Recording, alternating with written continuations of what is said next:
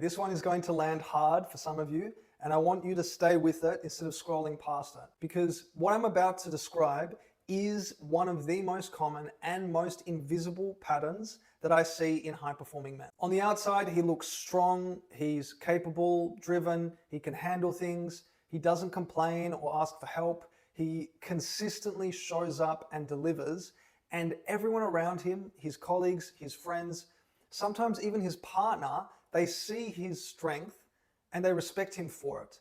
But underneath that strength is something that he's never said out loud to anyone. It's shame.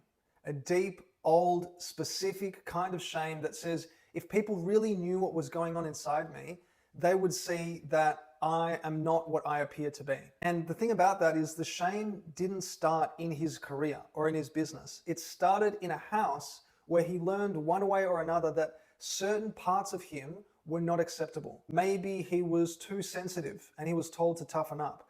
Maybe he struggled and was told to just figure things out. Maybe he watched a parent completely fall apart and decided at an unconscious level that he would never be the one who needed saving.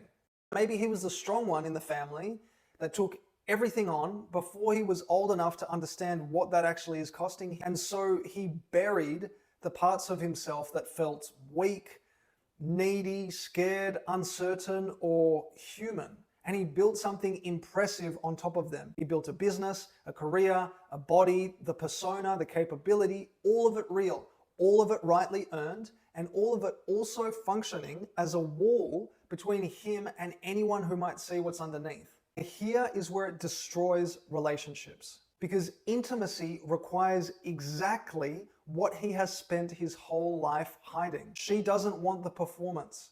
She wants him, the actual one.